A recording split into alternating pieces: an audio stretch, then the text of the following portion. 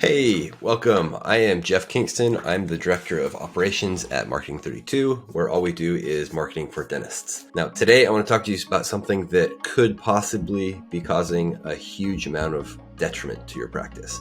We're talking loss of new patients, loss of thousands of dollars every month. And that thing is commonly known as a phone tree or a switchboard message, depending on who you ask. But basically what we're talking about is any type of automated message that happens on your phone lines when a patient calls before it goes to your actual front desk, before they can talk to a person. So first off, to get it out of the way, I recommend strongly against any type of switchboard message or automated message before we actually talk to a person with a patient. And I got some data for you to show you why. What you're looking at here is we record every single phone call from all of our practices, all of our partner practices, every single patient that calls in. And we're able to draw, we listen to every single call, we're able to draw what results came from it. So these calls booked, there's an existing patient, this one was a voicemail, there's a spam, they plan to call back, etc., etc. So we draw these results from it. But the reason I have this pulled up is I wanted to show you what happened when one of our practices actually turned on with this switchboard message. So it was about a 30-second message before it would go to an actual person on the other end, the front desk. It was perfectly good switchboard message. Like it said, hey, if you want to talk to this person, push this number, this person, push this number. Nothing wrong with the way it was set up. But I want to show you what happened when they did this. So this line across the top right here is when they turned it on. And then you can see there's, I believe there's 15 messages down right here. The ones that are marked as red, people hung up during that message. So it's not just a normal voicemail, even though it's labeled as voicemail, that's how our system picks it up.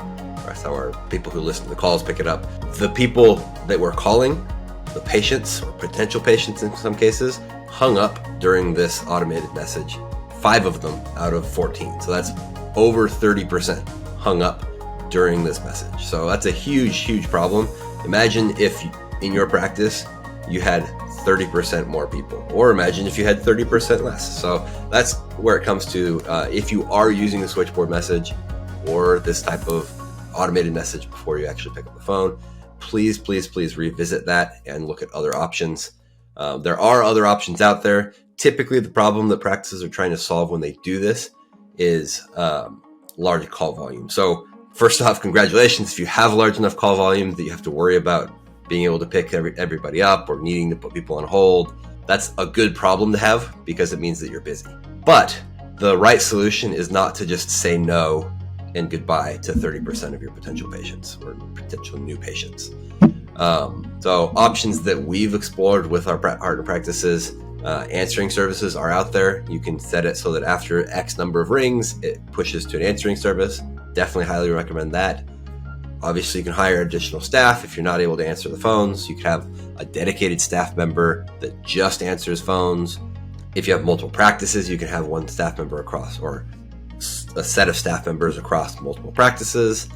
And then the last option, and one that I wanted to actually show you, is it's a decent solution to actually separate your new patients from your existing patients. Because in this case, existing patients typically are not going to have a problem. If you look at these, there's 1, 2, 3, 4 out of these that are existing patients, and they actually listen through the whole message and talk to the person once they made their selection.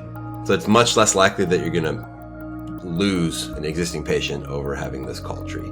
But new patients is another matter entirely. So if it's a new patient, you would want to ideally immediately pick up the phone and address their issues and concerns immediately, get them booked in. So these practices, I'm not talking about anything else on this practice's website. There's always things that I could talk about that are better on different websites, but what I wanted to show you is they have this new patient phone number and they have an existing patient phone number. This client over here does the same thing, or this practice. I'm not affiliated with any of these practices. I've just randomly picked them.